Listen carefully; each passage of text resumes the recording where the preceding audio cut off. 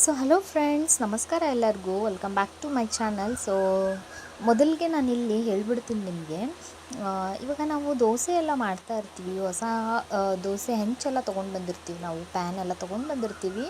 So ಅದು ನಮಗೆ first time ನಾವು ದೋಸೆ ಹಾಕಿದಾಗ ಅದು ನಾನ್ ಸ್ಟಿಕ್ ಆದರೆ ಅದಕ್ಕೇನು ಆಯಿಲ್ ಹಚ್ಚೋದು ಬೇಡ, ಏನು ಪಳಗಿಸೋದು ಬೇಡ. ಸೊ ಹಿಂಗೇ ಅದು ಹಾಕಿದ ತಕ್ಷಣವೇ ಕ್ಲೀನಾಗಿ ದೋಸೆ ಎಲ್ಲ ಬಂದುಬಿಡುತ್ತೆ. ಬಟ್ ಇವಾಗ ನಾವು ಕಬ್ಬಿಣದ್ದೆಲ್ಲ ಈ ಥರ ತೊಗೊಂಡು ಬಂದಿರ್ತೀವಲ್ವ, ಸೊ ಅದೆಲ್ಲ ಏನಾಗ್ಬಿಡುತ್ತೆ ಅಂತ ಹೇಳಿದರೆ, ನಾವು ಪಳಗಿಸೋವರೆಗೂ ಅದು ದೋಸೆ ಕರೆಕ್ಟಾಗಿ ಏಳೋದೇ ಇಲ್ಲ. ಸೊ ಓಕೆನಾ. ಕೆಲವೊಂದು ಜನ ಏನು ಮಾಡಿಬಿಡ್ತಾರೆ, ಹಂಗೆ ಅದನ್ನು ಟ್ರೈ ಮಾಡ್ತಾ ಮಾಡ್ತಾ ಮಾಡ್ತಾ ತುಂಬ ದೋಸೆ ಹಿಟ್ಟೆಲ್ಲ ವೇಸ್ಟ್ ಮಾಡಿಬಿಟ್ಟಿರ್ತಾರೆ. ಓಕೆನಾ. ಸೊ ಇವಾಗ ನಾವು ದೋಸೆ ಎಲ್ಲ ತೊಗೊಂಡು ಬಂದಾದಮೇಲೆ ಯಾವ ಥರ ನಾವು ಪಳಗಿಸ್ಬೇಕು, ಆಮೇಲೆ ದೋಸೆ ಮಾಡಿದರೆ ಯಾವ ಥರ ಅದು ರಿಸಲ್ಟ್ ಕೊಡುತ್ತೆ ಅಂತ ಹೇಳಿ ಇವತ್ತು ನಾನು ಲೈವಾಗಿ ತೋರಿಸ್ತೀನಿ ನಿಮಗೆ. ಇಲ್ಲಿ ನಾನು ಮೊದಲನೇದಾಗಿ ಒಂದು ಸ್ಪೂನಷ್ಟು ಉಪ್ಪನ್ನು ಹಾಕಿದೆ. ಅದಾದಮೇಲೆ ನಾನು ಒಂದು ಸ್ವಲ್ಪ ಸೋಡಾ ಪುಡಿನ ಹಾಕಿದೆ. ಅದಾದಮೇಲೆ ನಾನು ಸೋಪಿನ ಪೌಡರ್ನ ಹಾಕಿದೆ.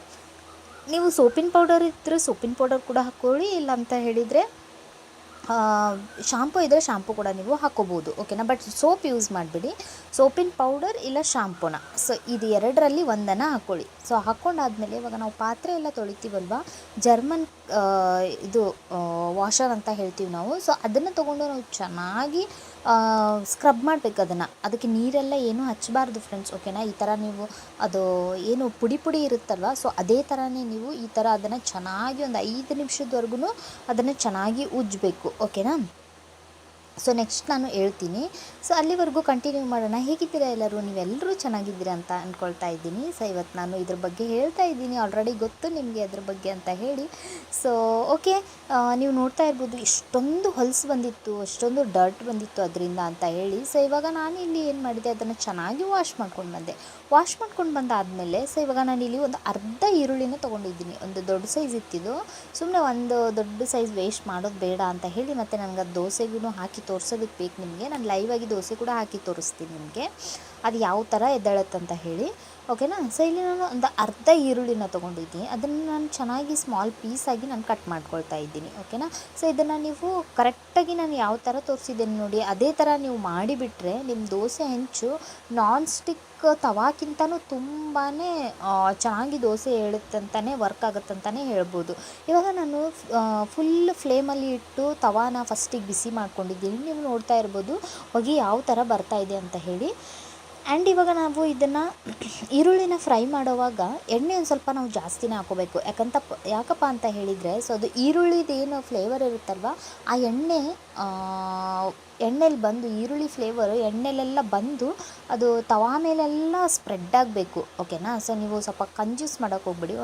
ದೊಡ್ಡ ಸ್ಪೂನಿಂದ ಒಂದು 2 ಸ್ಪೂನ್, ದೊಡ್ಡ ಅಂದರೆ ತೀರಾ ದೊಡ್ಡದೂ ಅಲ್ಲ, ನಾನು ಹಾಕಿದ್ನಲ್ವ, ಸೊ ಆ ಥರ ಸ್ಪೂನಿಂದ ನೀವು ಒಂದು 2ರಿಂದ 2.5 ಸ್ಪೂನಷ್ಟು ನೀವು ಆಯಿಲ್ನ ಹಾಕಿ, ಸೊ ಚೆನ್ನಾಗಿ ಇದು ಬ್ರೌನ್ ಆಗೋವರೆಗೂ ನಾವು ಫುಲ್ ತವಾ ಮೇಲೆ ಎಲ್ಲ ಕಡೆಗೆ ಕೈ ಆಡಿಸ್ತಾ ಇರಬೇಕು. ಸೊ ಇಲ್ಲಿ ನಾನು ನಿಮ್ಗೆ ತೋರಿಸ್ತಾ ಇದ್ದೀನಿ ನೋಡಿ. ಸೊ ಈ ಥರ ನೀವು ಮಾಡ್ತಾನೆ ಇರಬೇಕು. ಓಕೆನಾ.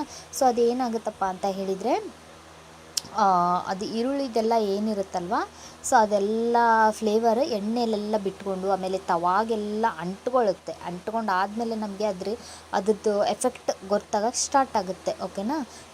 So okay. ಸೊ ಕೆಲವೊಬ್ಬರು ಇದಕ್ಕೆ ಕೊಬ್ಬರಿ ತುರಿ ಎಲ್ಲ ಹಾಕಿ ಮಾಡ್ತಾರೆ. ಬಟ್ ನಾನು ಕೊಬ್ಬರಿ ತುರಿಕ್ಕಿಂತ ನಾನು ಇದನ್ನೇ ರೆಫರ್ ಮಾಡ್ತೀನಿ ನಿಮಗೆ.